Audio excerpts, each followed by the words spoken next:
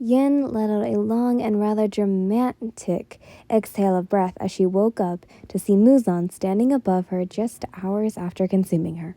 Of course, he had only consumed her after snapping her neck and watching as the life drained from her eye-colored eyes.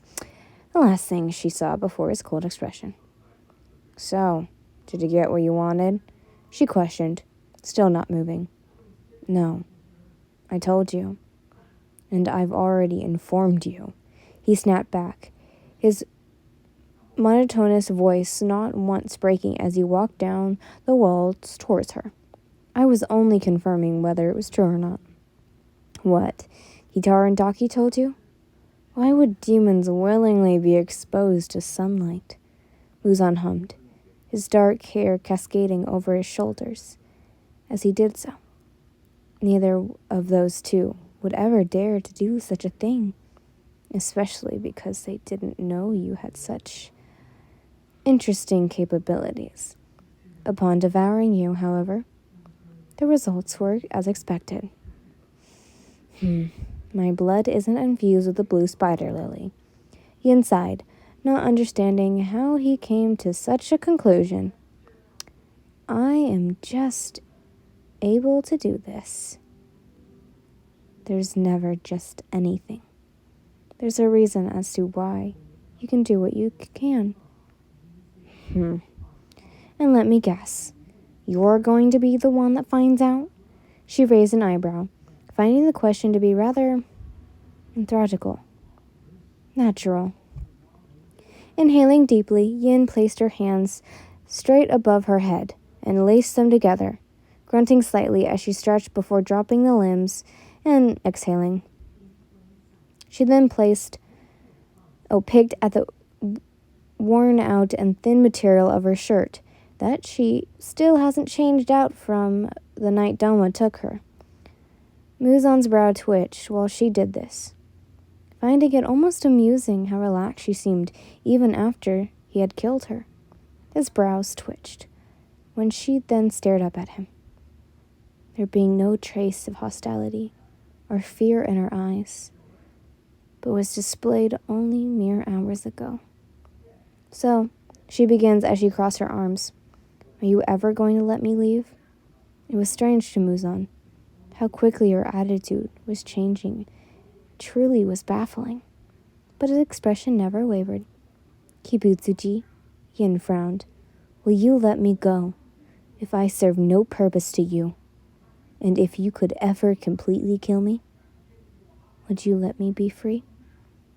"I don't grant those I deem useful to freedom, especially a human," Muzan answered curtly, noticing how his answer didn't even seem to faze her. Instead, only seeming to give her clarity. "I thought so," she muttered. "Then why did you ask?" "I don't know. Maybe somewhere in the back of my mind I thought there'd be a shred of kindness you'd spare, since I'd be no use to you, but..." Yin trailed off, now staring at the grooved, matted floor. "I suppose that was wishful thinking, but..." She yawned. "Do you have feelings beside anger and despair and hunger? I mean, do you feel love, happiness, sadness, anything?" "I'm sure you already know that answer. As to that, well..." Muzan turned away from her and stalked out of the room, the sound of Nakime's biwa soon following his departure. Yin groaned loudly. I'm getting nowhere. None of this is getting me anywhere. I'll be stuck here till I'm a grandma, if this keeps up." Standing up, Yin exited the space from the same door that Muzan did, somehow finding herself in a dark hallway that was unfamiliar to her. Shrugging off the Infinity Fortress was basically a maze, except for Nakime and possibly Muzan, who knew the directions. She decided to explore the place and see where it led her. After all, she had a lot of free time, it seemed. Peeking into rooms and spaces that she opened, she found them to be all traditional Japanese rooms. One door, however, led out to an ornated water garden, and the other led to a cavern-like space that held many massive pillars that seemed to go on forever. However, they were all empty. She breathed.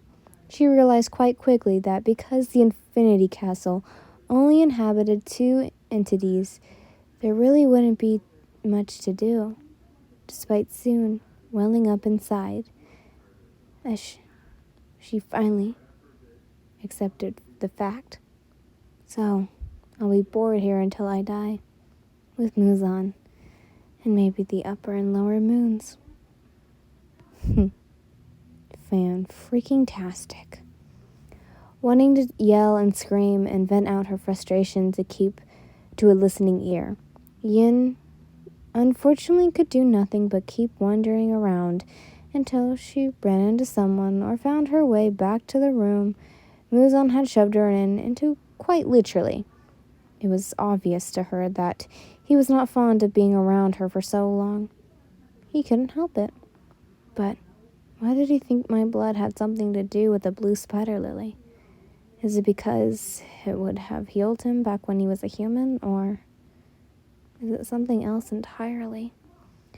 Even with all her pondering, Yun couldn't see the connections, sneaking to herself at sheer thought that Muzan might have been losing it since he had been looking for the flower for so long, shrugging the thought of it, although knowing that a couple 100 years from then, he'll still be looking for the lily. She winced when a rad lumble came as she hurt her stomach. Oh man, when did I last eat? Upon realization, her body instantly felt hungry, as if all her strength suddenly disappeared. She tried to shruggily move around some more whilst calling out for Muzan or Nakime, or anyone, in hopes that they would hear her, and at least come to see why she was making so much noise. Eventually, she collapsed from exhaustion and hunger, yet no one came. Not even a less than soothing sound of the biwa could be heard. I'm lost. I'm starving. This is a rather slow and agonizing way to end. Ian stared blankly up at the bland ceiling, wondering when they'd ever find her corpse or body that would be close to a corpse. That was a sad life cycle. Just as the thought crossed her mind, she cried out when the room suddenly shifted into its side, forcing her to fall through the door to land with a grunt on another. All the air left her as she landed, gasping and withering on the floor like a fish out of water as she tried to grasp her own breathing. Eventually, she was able to sit up. The light in the room that was brighter compared to the hallways. It was there where she found Muzan sharpening a knife with a piece of tender meat in front of him. The demon only glances up when feeling her stare. So, human, he uttered in disbelief, will you shut up if I feed you? It's time for Toagawa Era Secret. Yin doesn't use formalities with any of the demons since they continue only to call her human instead of her by her real name. Then again, it's not like she ever told them her name anyways. Muzan plans on never allowing Yin to leave, especially after witnessing her power.